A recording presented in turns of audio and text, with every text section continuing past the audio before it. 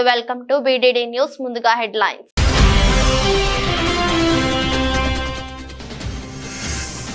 విజయవాడ వచ్చిన కేంద్ర మంత్రి శివరాజ్ సింగ్ చౌహాన్ బుడమేరు గుండ్లు పూడ్చేందుకు ఆర్మీని పిలుస్తామని వెల్లడి.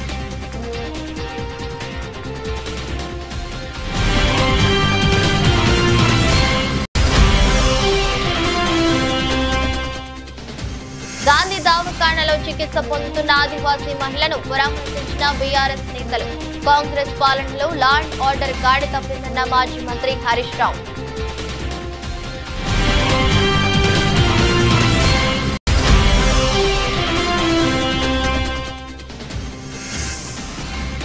ఖమ్మంలో పర్యటిస్తున్న కేంద్ర మంత్రి. ముప్పు ప్రాంతానికి గురైన ప్రకాష్ నగర్ కాలనీని ఏరియల్ సర్వే ద్వారా పరిశీలించిన శివరాజ్ సింగ్ చౌహాన్.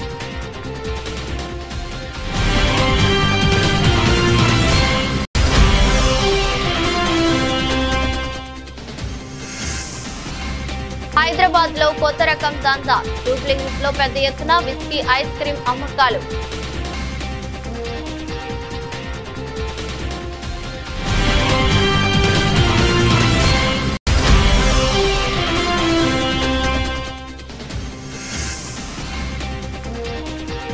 కపిల్ పార్మర్ చారిత్రాత్మక మెడల్. 25 పథకాల లక్ష్యాన్ని చేరిన భారత్.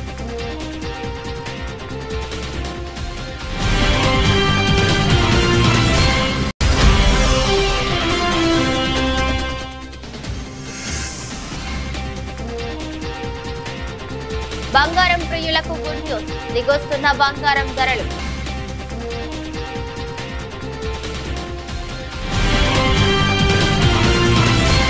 విజయవాడ వచ్చిన కేంద్ర మంత్రి శివరాజ్ సింగ్ చౌహాన్ వరద ప్రభావిత ప్రాంతాల్లో ఏరియల్ సర్వే అనంతరం మీడియా సమావేశం నిర్వహించారు.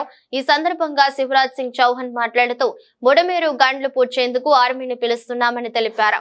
ఏపీ వరదల గురించి ప్రధాని మోదీకి వివరిస్తున్నామని, త్వరగా కేంద్ర ప్రభుత్వం సాయం అందేలా చూస్తానని హామీ ఇచ్చారు. కేంద్ర కమిటీ ఇచ్చే నివేదికను పరిశీలించాక కేంద్రం ఆర్థిక సాయం ప్రకటిస్తుందని శివరాజ్ సింగ్ చౌహాన్ వెల్లడించారు. ఇటువంటి కష్ట సమయంలో రాష్ట్రానికి కేంద్రం తప్పకుండా అండగా ఉంటుందని స్పష్టం చేశారు.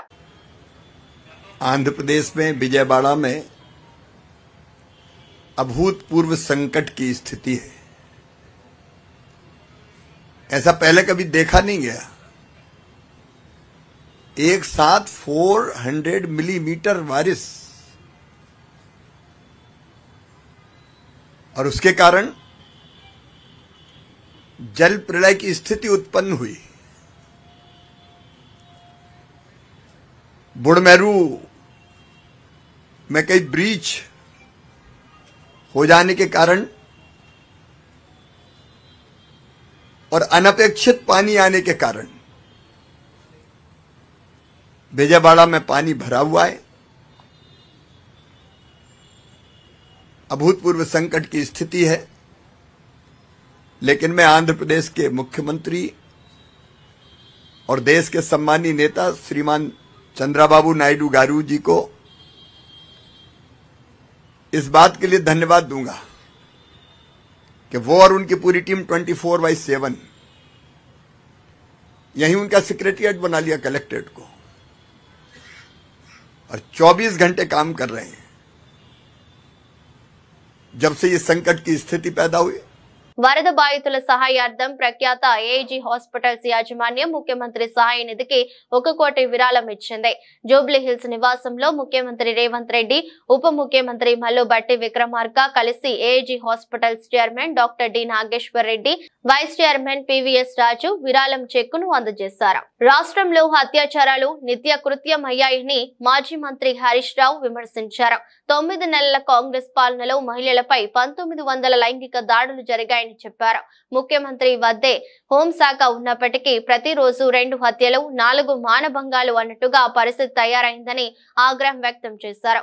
హరీష్ రావు నేతృత్వంలోని తలసాని శ్రీనివాస్ యాదవ్, సబితా ఇంద్రారెడ్డి, సునీత లక్ష్మారెడ్డి, ఎమ్మెల్యే కోవా లక్ష్మి, ముఠా గోపాల్ తో కూడిన బీఆర్ఎస్ ఎమ్మెల్యే బృందం హైదరాబాద్ గాంధీ దవాఖానలో చికిత్స పొందుతున్న ఆదివాసీ మహిళను పరామర్శించింది.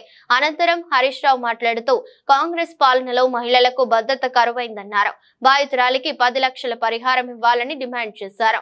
బీఆర్ఎస్ హయాంలో మహిళల రక్షణకు షీ టీమ్స్ ఏర్పాటు చేశామన్నారు. ఈ రోజు ఈ ముఖ్యమంత్రి గారు వరద విపత్తు సహాయం చేయడంలో ఫెయిల్ అయిపోయింది, వరద నిర్వహణలో ఫెయిల్ అయిపోయింది, లా అండ్ ఆర్డర్ లో ఫెయిల్ అయిపోయింది, రుణమాఫీ చేయడంలో ఫెయిల్ అయిపోయింది, విద్యా వ్యవస్థను నడిపించడంలో ఫెయిల్ అయిపోయింది. మొత్తంగా ముఖ్యమంత్రి గారు ఫెయిల్ అయిపోయింది. ముఖ్యమంత్రి గారి దగ్గరనే హోంశాఖ ఉంది. ఆయన నిర్వహించే హోంశాఖ ఇవాళ ఎట్లయిపోయింది? రోజు 2 హత్యలు 4 మానభంగాలు అన్నట్టు అయిపోయింది రాష్ట్రం. ఇదా మీరు నిర్వహించేది? ఇదా మీరు ప్రతిష్ట చేసేది? ఎంతసేపు ప్రతిపక్షాలను చేంజ్ చేసుడు, మా మీద అక్రమ కేసులు పెట్టుడు, మా ఎమ్మెల్యేలను వేధించుడు, ఎమ్మెల్యేల ఇళ్లకు పోయి కండువాలు కప్పడం మీద బిజీ ఉన్నావు తప్ప పాలన గాలి తొదిలేసింది ముఖ్యమంత్రి గారు. ఈరోజు గత 8 నెలల్లో మహిళల మీద ఎలాంటి అత్యాచారాలు అఘాయితాలు జరిగినాయి అనేది రాష్ట్రంలో అందరూ వింటూ ఉన్నారు. అసెంబ్లీ వేదికగా మాట్లాడుతూ ఉన్నాయి. ప్రభుత్వానికి చలనం లేదు.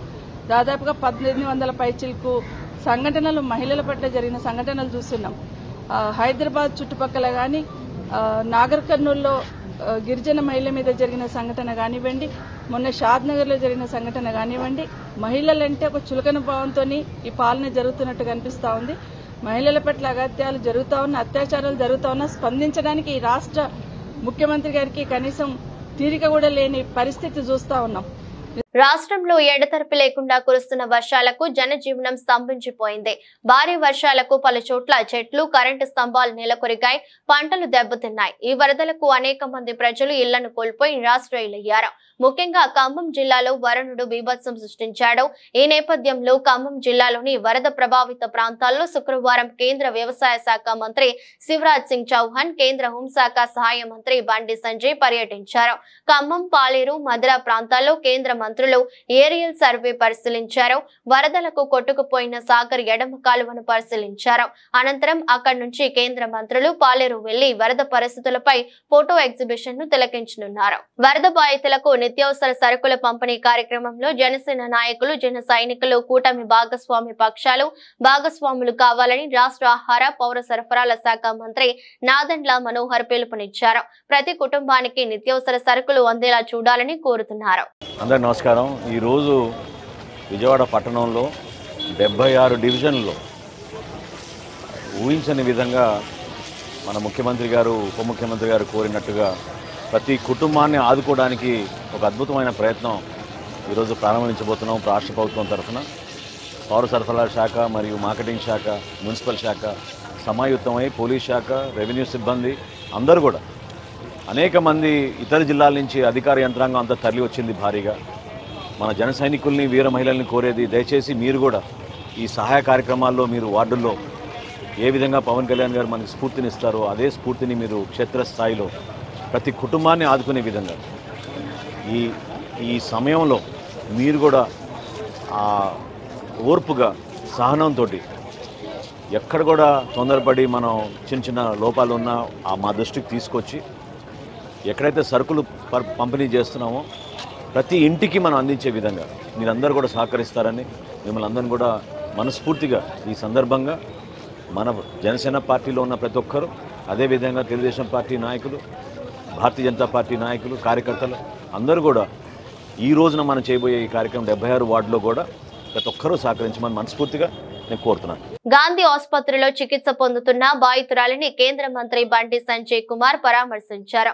అనంతరం ఆయన మీడియాతో మాట్లాడుతూ ఇలాంటి అమానవీయ ఘటనలు హృదయ విరాధకరమని, మరణాలకు సానుభూతి, ప్రాణాలకు పరిహారం ఇచ్చే విధానాన్ని ప్రభుత్వాలు ఆపాలని, నిందితులపై కఠినంగా వ్యవహరించి నివారణ చర్యలు చేపట్టాలన్నారు.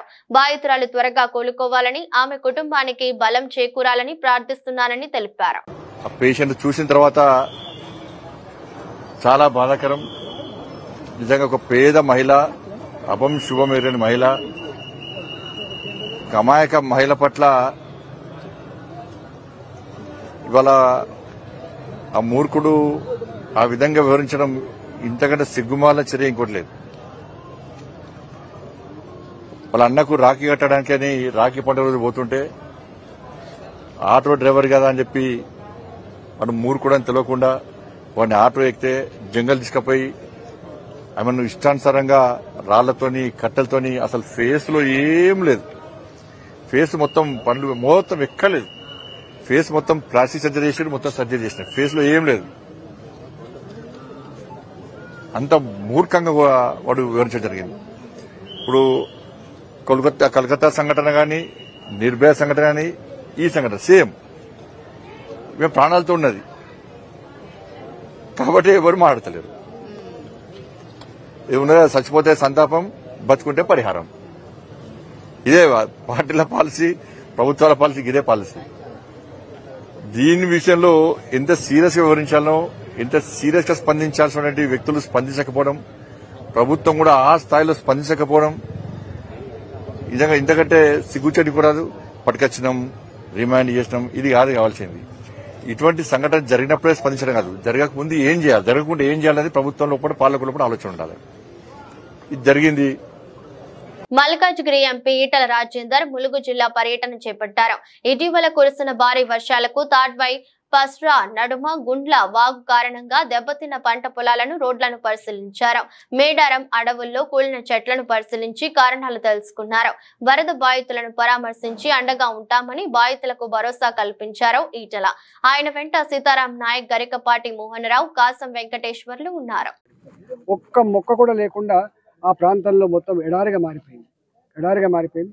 దీని మీద కూడా తప్పకుండా కేంద్ర ప్రభుత్వం, భారతదేశంలో ఇట్లాంటి సందర్భం మొట్టమొదటిసారి ఎవాల్వ్ అయింది కాబట్టి, దీని మీద రీసెర్చ్ జరగాల్సి అక్కడ ఉంది కాబట్టి, కేంద్ర ప్రభుత్వ పరంగా తప్పకుండా ఇక్కడికి వచ్చి దాని మీద ఒక అధ్యయనం చేసి మనం రేపు దేశంలో అలర్ట్ కావాల్సిన ఎక్కడ ఉందనేది ఈ ఉదంతం మనకి చెప్తా ఉంది. మూడో అంశం ఏంటంటే ఇప్పటికి కూడా ప్రభుత్వ పరంగా కేవలం అనౌన్స్ చేసిన తప్ప ఒక సింగిల్ పైసా కూడా ఇప్పటిదాకా రాలేదు. కాబట్టి నేను కోరుతా ఉన్న ప్రభుత్వాన్ని తక్షణమే అధికారులకు ఫీల్డ్ మీదకి పంపించి, ఇల్లు కూలిపోయిన వాళ్ళు ఎంతమంది, కాంపౌండ్ కూలిపోయిన వాళ్ళు ఎంతమంది, ఇళ్లలో మొత్తం సామాన్లన్నీ కొట్టుకుపోయి కట్టు బట్టలతో ఉన్న వాళ్ళు ఎంతమంది, ఇవన్నీ కూడా అసెస్ చేసి తక్షణమే సాయం అందించాలని చెప్పి కోరుతాను. మేము కేంద్ర హోంమంత్రి గారితో, అదేవిధంగా మా కిషన్ రెడ్డి గారు జమ్మూ అండ్ కాశ్మీర్లో ఉంటే వారితో కూడా మాట్లాడడం జరిగింది. ఇవాళ బండి సంజయ్ గారు, అదేవిధంగా మా కేంద్ర వ్యవసాయ శాఖ మంత్రి గారు ఇద్దరు కూడా ఇవాళ పర్యటిస్తూ ఉన్నారు ఖమ్మంలో. కాబట్టి ఇలా మేము కూడా ఇక్కడికి పర్యటిస్తూ ఉన్నాం. కాబట్టి కేంద్ర ప్రభుత్వ పరంగా కూడా రైతాంగాన్ని ఆదుకోవాల్సిన అక్కడ ఉందని చెప్పి మేము కోరడం జరిగింది. ఇవాళ ఏదో ఆంధ్రకు ఒక రకంగా, తెలంగాణకు ఒక రకంగా సంకుచితవాదులు ఇవాళ ఈ రాజకీయాలే ఎజెండాగా పెట్టుకున్నటువంటి వాళ్ళు ప్రజాక్షేమం కోరని వాళ్ళు చేసేటువంటి ఆరోపణ తప్ప ఇది నిజం కాదు. భారతీయ జనతా పార్టీగా మాకు కులంతోటో, మాకు ప్రాంతంతోటో, మాకు ఒక పార్టీతో సంబంధం కాకుండా ప్రతి పౌరుడిని, ప్రతి రైతుని ఆదుకోవాల్సిన అక్కడ ఉంది. కాబట్టి తప్పకుండా మేము ఇలా ఆదుకోవడానికి వచ్చినాం. పార్టీ పరంగా కూడా మేము కోరినాం మా కేంద్ర హోంమంత్రి గారిని, పార్టీ పరంగా కూడా కనీసం దుస్తులు, వాళ్ళకి యుటెన్సిల్స్, కొంత తాత్కాలికమైన వస్తువుల ఏర్పాటు కోసం కూడా మా ప్రయత్నం కొనసాగుతుంది. ఇవాళ భారతీయ జనతా పార్టీగా ఈ వరదలలో నష్టపోయినటువంటి అన్ని వర్గాల ప్రజలకి, చనిపోయిన కుటుంబాలకి వాళ్ళ ఆత్మకు శాంతి చేకూరాలని చెప్పి కోరుకుంటూనే, వాళ్ళ కుటుంబాలకు ప్రగాఢ సానుభూతిని తెలియజేస్తూనే ఇవాళ మీకు అండగా ఉంటామనేటువంటి మాట ఇవ్వడానికి మీకు వచ్చింది. రైతు రుణమాఫీ కాలేదని ఆవేదన చెంది మేడ్చల్ జిల్లా అగ్రికల్చర్ కార్యాలయంలో నేడు ఉదయం ఆత్మహత్య చేసుకున్న రైతు సురేందర్ రెడ్డి మృతదేహాన్ని సికింద్రాబాద్ గాంధీ ఆసుపత్రిలో మాజీ మంత్రివర్యులు హరీష్ రావు, సవితా ఇంద్రారెడ్డి, తలసాని శ్రీనివాస్ యాదవ్ తో కలిసి వెళ్లి నివాళులర్పించి కుటుంబ సభ్యులను మాజీ మంత్రి, మేడ్చల్ నియోజకవర్గం శాసనసభ్యులు చామకూర మల్లారెడ్డి పరామర్శించారు. రైతు సురేందర్ రెడ్డి కుటుంబాన్ని రాష్ట్ర ప్రభుత్వం అన్ని విధాలా ఆదుకోవాలని, రైతు కుటుంబానికి ఎక్స్గ్రేషియా ప్రకటించాలని కోరారు. రుణమాఫీ కాలేదన్న కారణంతో రైతు సురేందర్ రెడ్డి ఆత్మహత్య చేసుకోవడం బాధాకరమన్నారు. పంట పండించే రైతన్న ప్రాణం కోల్పోయి గాంధీ ఆసుపత్రి మార్చురీలో ఉండటం మనస్సును కలిచివేసిందని భావోద్వేగానికి లోనయ్యారు. రైతన్నలారా, రుణమాఫీ కాలేదనే కారణంతో దయచేసి ఆత్మహత్యలు చేసుకోకండి, ధైర్యాన్ని కోల్పోకండి, బీఆర్ఎస్ పార్టీ మీకు అండగా ఉంటుందన్నారు. ఇంతకు ముందు మన కేసీఆర్ గారు ఉన్నప్పుడు బ్రహ్మాండంగా చేసింది.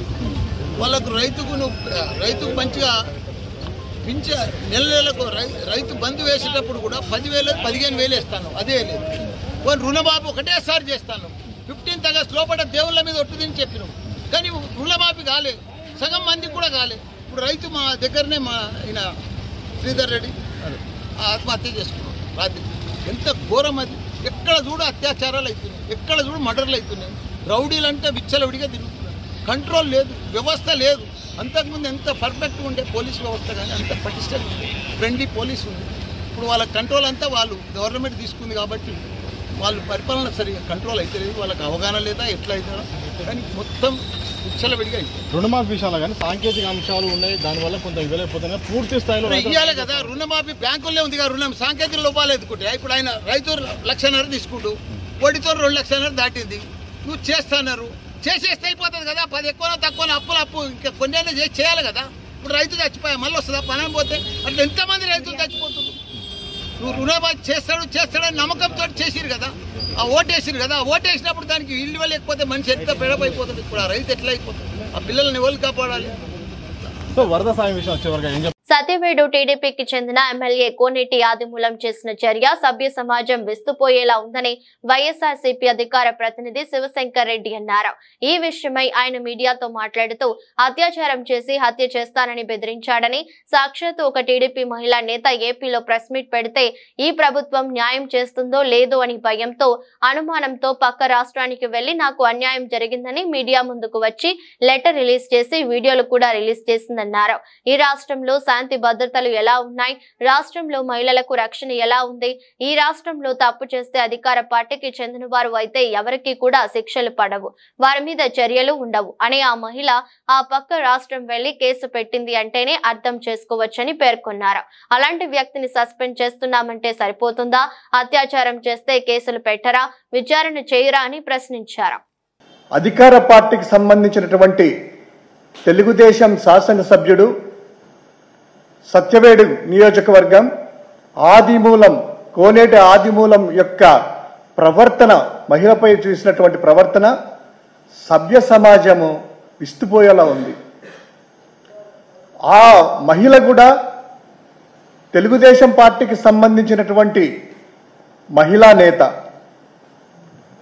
ఈ ఎమ్మెల్యే చేసినటువంటి ఈ ప్రవర్తనకి వీటికి అత్యాచారం చేశాడు, తర్వాత హత్య చేయడానికి ప్రయత్నం చేశాడు అని ఒక మహిళ సాక్షాత్తు తెలుగుదేశానికి సంబంధించినటువంటి నియోజకవర్గ మహిళా నాయకురాలు ఇక్కడ ప్రెస్ మీట్ పెడితే ఇక్కడ ప్రభుత్వం న్యాయం చేస్తుందో లేదో అనేటువంటి భయంతో అనుమానంతో పక్క రాష్ట్రానికి వెళ్లి హైదరాబాద్ ప్రెస్ క్లబ్లో మహిళ నాకు ఇలా అన్యాయం జరిగిందని మీడియా ముందుకొచ్చి లెటర్ రిలీజ్ చేసేసి దానికి సంబంధించినటువంటి వీడియోలు కూడాను ఈరోజు బయటపడితే సభ్య సమాజం అంతా కూడాను విస్తుపోతుంది.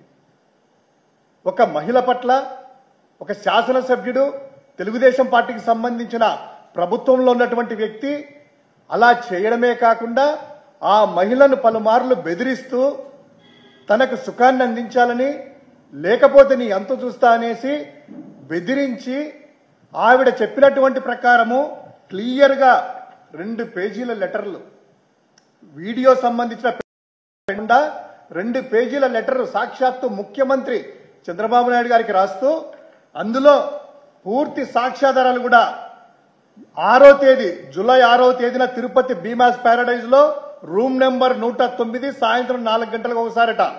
తర్వాత జూలై 17, 2024న అదే భీమాస్ ప్యారడైజ్ లో రూమ్ నెంబరు 105లో మధ్యాహ్నం 3 గంటలకంట. అది కాక ఇదంతా చేసేసి బెదిరిస్తా ఉంటే వాళ్ళ భార్య భర్త చనిపోవాలా, ఏం చేయాలనేటువంటి దిక్కుదోచిన స్థితిలో ఈరోజు హైదరాబాద్కి వెళ్లి ప్రెస్ మీట్ పెట్టారంటే మనం అర్థం చేసుకోవాల్సింది ఒకటే, ఈ రాష్ట్రంలో శాంతి భద్రత ఎలా ఉన్నాయి, ఈ రాష్ట్రంలో మహిళలకు రక్షణ ఎలా ఉంది, ఈ రాష్ట్రంలో తప్పు చేస్తే అధికార పార్టీ వాళ్ళైతే తెలుగుదేశం పార్టీకి సంబంధించిన శాసనసభ్యులైనా మంత్రులైనా ఎవరికి కూడాను శిక్షలు పడవు, వారి మీద కేసులు నమోదు కావు, వారి మీద చర్యలు ఉండవు అనేటువంటి ఉద్దేశంతో ఆ మహిళ హైదరాబాద్లో వెళ్లి పక్క రాష్ట్రంలో పెట్టిందంటే అర్థం చేసుకోవచ్చు. సిద్దిపేట జిల్లా దుబ్బాక పట్టణంలో ఉద్రిక్తత వాతావరణం నెలకొంది. శుక్రవారం ఉదయం బీఆర్ఎస్ కాంగ్రెస్ నాయకుల మధ్య వాగ్వాదం చోటు చేసుకుంది. గత కొద్ది రోజులుగా మాజీ మంత్రి ముత్యం రెడ్డి విగ్రహం ఏర్పాటుకు కాంగ్రెస్ నాయకులు సిద్ధమై కలెక్టర్ దృష్టికి తీసుకెళ్లగా ఇప్పుడే కాకుండా కొద్ది రోజుల తర్వాత విగ్రహం ఏర్పాటు చేయాలని సూచించినట్లు తెలుస్తోంది.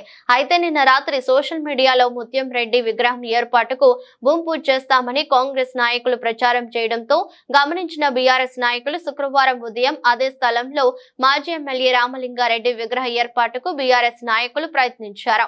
రామలింగారెడ్డి ఫోటోతో ఫ్లెక్సీ పెట్టి కాంగ్రెస్ నాయకులు రాకముందే కొబ్బరికాయ కొట్టారు. ఒకే స్థలంలో విగ్రహాల ఏర్పాటుకు ఇరు వర్గాలు పోటీ పడటంతో ఇద్దరి మధ్య వాగ్వాదం చోటు చేసుకుంది. ఇది గమనించిన పోలీసులు రాత్రి నుంచే పోలీస్ పికెటింగ్ ఏర్పాటు చేశారు. సంఘటన స్థలానికి చేరుకున్న సిద్దిపేట ఏసీపీ మధు రెండు పార్టీల నాయకులకు సర్ది చెప్పి గొడవను సర్ది చెప్పారు. ఈ కాంగ్రెస్ కార్యకర్తలు ఈ చెరుకు ముత్యం రెడ్డి విగ్రహానికి సంబంధించి ఈ భూమి పూజ కార్యక్రమం పెట్టుకోరు. ఆ విషయంలో వాళ్ళకి పర్మిషన్ లేదు అని చెప్పి విత్ లీగల్ పర్మిషన్ తీసుకొని మీరు విగ్రహం పెట్టుకోవాలి, అనవసరంగా పొలిటికల్ టెన్షన్ చేయొద్దని వాళ్ళకి చెప్పడంతో వాళ్ళు దాన్ని కొంచెం విరమించుకోరు. అదే విషయంలో ఈరోజు మార్నింగ్ బీఆర్ఎస్ కార్యకర్తలు ఆ బస్టాండ్ ఏరియాలో సేమ్ ప్లేస్లో పోలీస్ పికెట్ ఉన్నాక కూడా వాళ్ళు ఒక 5 to 10 మెంబర్స్ అకస్మాత్తుగా వచ్చి ఒక కొబ్బరికాయ కొట్టి పోవడం జరిగింది. దాని మీద విత్ లీగల్గా కంప్లైంట్ ఇస్తే విత్ ఏఎస్ఐ గారితో ఒక కంప్లైంట్ తీసుకొని కేసు రిజిస్టర్ చేస్తాం. అట్లే మున్సిపల్ పర్మిషన్ లేకుండా కూడా చేసిరు. వాళ్ళు చేసింది 100% తప్పు. దానికి సంబంధించి లీగల్గా మేము ఎట్లా ప్రొసీడ్ కావాలో ఆ రకంగా కేసులు చేసి ప్రొసీడ్ అవుతాం. దుబ్బాక టౌన్లో రేపటి నుంచి గణేష్ ఫెస్టివల్ ఉంది కాబట్టి ఎటువంటి పొలిటికల్ టెన్షన్ లేకుండా అంతా సామరస్యంగా ఉండాలి. ఎవరైనా ఇటువంటి చర్యలు పాల్పడితే వాళ్ళ మీద కూడా కేసులు చేసి లీగల్ యాక్షన్ తీసుకునేది ఉంటుంది. పబ్లిక్ కూడా మాకు అన్ని రకాలుగా సపోర్ట్ చేయాలని కోరుకుంటూ థ్యాంక్ యూ. సార్ పోలీసులను కూడా బెదిరించారని ఏసీపీ గారు అంటున్నారు. పోలీసులు నెట్టివేశారంటున్నారు. దానికి సంబంధించి వీడియోగ్రఫీ ఉంది, చూస్తాము. లీగల్గా ఎట్లా ఉంటే దాని ప్రకారం కూడా ఏఎస్ఐ తోటి కంప్లైంట్ తీసుకొని లీగల్ యాక్షన్ తీసుకుంటాం.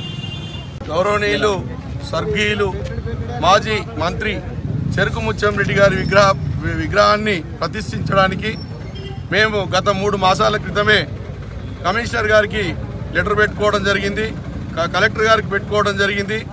ఈరోజు భూమి పూజ చేయడానికి మేము కమిషనర్ గారిని అడగడంతో మీరు ఒక 2 రోజులు ఆగిన తర్వాత చేసుకోండి అని చెప్పేసి మా అనుమతి ఇచ్చిన తర్వాత చేసుకోమని చెప్పేసి చెప్తే మేము ఆగితే అటువంటి దాన్ని టీఆర్ఎస్ వాళ్ళు ఈరోజు వచ్చి అక్కడ కొబ్బరికాయ కొట్టి ఈరోజు రెచ్చగొట్టే ప్రయత్నం చేసి ఒక మంచి మహనీయుడైనటువంటి అభివృద్ధి ప్రదాత అయినటువంటి ఏదైతే చెరుకు ముత్యం రెడ్డి గారి విగ్రహాన్ని పెట్టకుండా చేస్తున్నారో ఇది చాలా దౌర్జన్యం.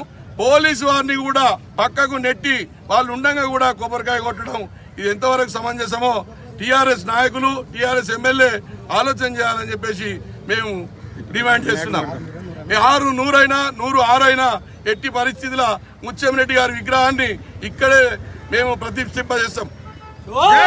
భావితరాలను డ్రగ్స్, గంజాయి లాంటి మత్తు పదార్థాలు పీడిస్తున్నాయి. చివరకు పసి మొగ్గలుగా పెరిగి పెద్దగా ఎదిగే చిన్న పిల్లలు ఎంతో ఇష్టపడే ఐస్ క్రీమ్ లో ఏకంగా 100 పేపర్ విస్కీ కలిపి అంశాన్ని అంటే ధరలతో అమ్మకాలు జరిపి సొమ్ము చేసుకుంటున్న ఐస్ క్రీమ్ పార్లర్ ప్రబుద్ధుల తీరును ఎక్సైజ్ ఎన్ఫోర్స్మెంట్ పోలీసులు బయటపెట్టారు. ఇవాళ పిల్లల ఐస్ క్రీమ్ లో విస్కీ కలిపి అమ్ముతున్న ముఠాను పోలీసులు అరెస్ట్ చేశారు. 1 and 5 ఐస్ క్రీమ్ పార్లర్ లో ఎక్సైజ్ అధికారులు సోదాలు నిర్వహించారు. ఐస్ క్రీమ్ లో పేపర్ విస్కీ కలిపి 1 and 5 యాజమాని అమ్ముతున్నాడు. 60 గ్రాముల ఐస్ క్రీమ్ లో 100 మిల్లీలీటర్ల విస్కీ కలుపుతున్నాడు. ఐస్ క్రీమ్ క్రీమ్ విస్కీ కోసం పిల్లలు యువత ఎగబడుతున్నారు. మరింత అమ్మకాలు పెంచుకునేందుకు మరో అడుగు ముందుకు వేసిన ఐస్ క్రీమ్ తయారీదారులు ఫేస్బుక్ లో ఒక యాడ్ కూడా ఇచ్చి తమ అమ్మకాలని జోరు అందుకోవడానికి ప్రయత్నాలు చేస్తున్నారు. 1 and 5 ఐస్ క్రీమ్ పార్లర్ యాజమానులు దయాకర్ రెడ్డి, శోభన్లను జూబ్లీ హిల్స్ లో ఎక్సైజ్ పోలీసులు అరెస్ట్ చేశారు. 11.5 కేజీల విస్కీ ఐస్ క్రీమ్ ను పోలీసులు స్వాధీనం చేసుకున్నారు. జూబ్లీ హిల్స్ రోడ్ నెంబర్ 1లో ఈ ఐస్ క్రీమ్ పార్లర్ ఉంది. Excise superintendent STF team leader Pradeep Rao బృందం ఈ ఐస్ క్రీంలను స్వాధీనం చేసుకుని కేసు నమోదు చేశారు.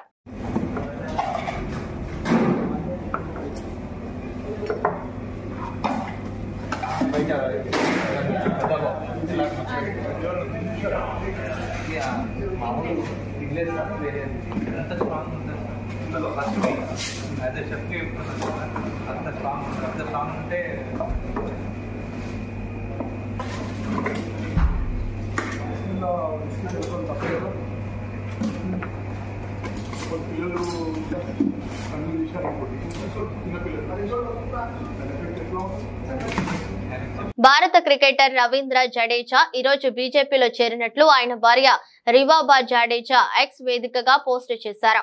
రివాబా జడేజా ఇప్పటికే గుజరాత్ లో బీజేపీ ఎమ్మెల్యేగా ఉన్నారు. తన భర్త సభ్యత్వం కార్డును ఆమె పోస్టు చేశారు.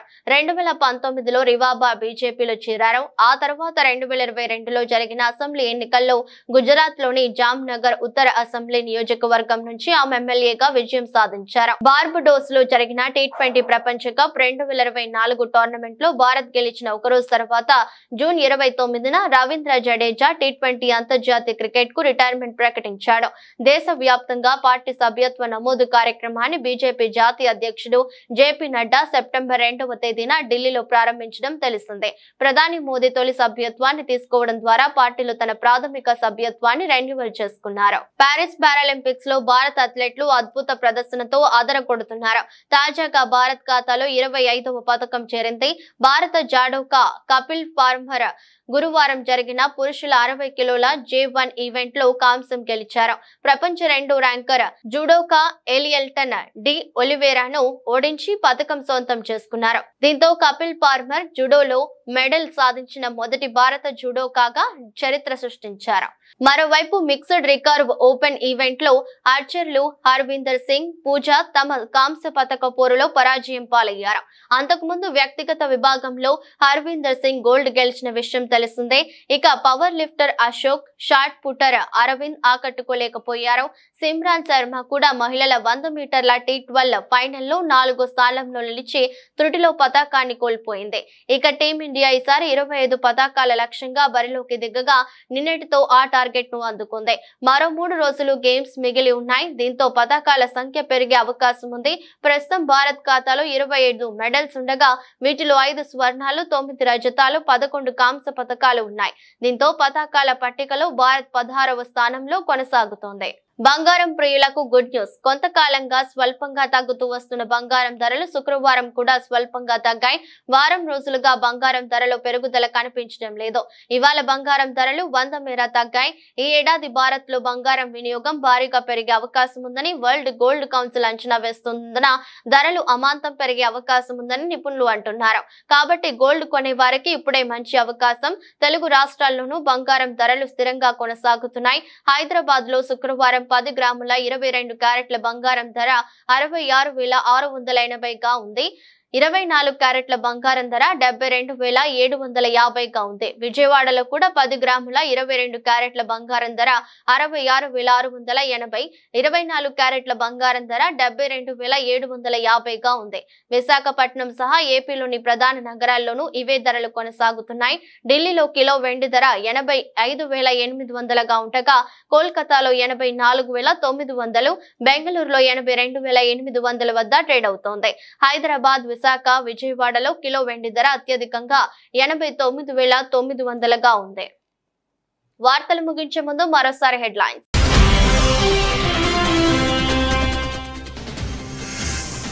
విజయవాడ వచ్చిన కేంద్ర మంత్రి శివరాజ్ సింగ్ చౌహాన్ బుడమేరు గుండ్లు పూడ్చేందుకు ఆర్మీని పిలుస్తామని వెల్లడి.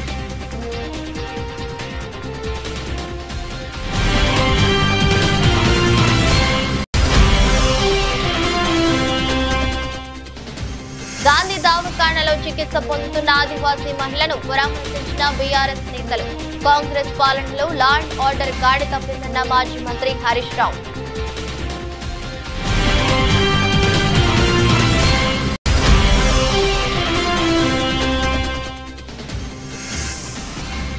ఖమ్మంలో పర్యటిస్తున్న కేంద్ర మంత్రి. ముప్పు ప్రాంతానికి గురైన ప్రకాష్ నగర్ కాలనీని ఏరియల్ సర్వే ద్వారా పరిశీలించిన శివరాజ్ సింగ్ చౌహాన్.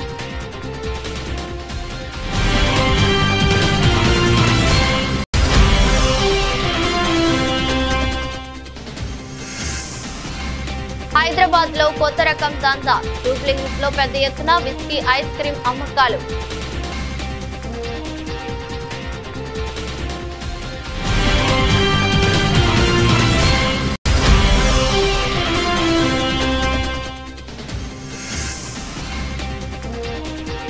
కపిల్ పార్మర్ చారిత్రాత్మక మెడల్. 25 పతకాల లక్ష్యాన్ని చేరిన భారత్.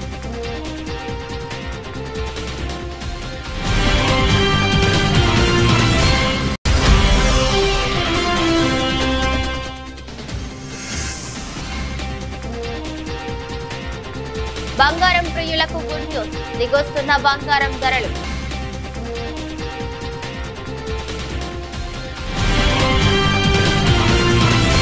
ఈ దృష్టి బులెటిన్ మరో బులెటిన్లో మళ్ళీ కలుద్దాం. అంతవరకు సెలవు, నమస్కారం.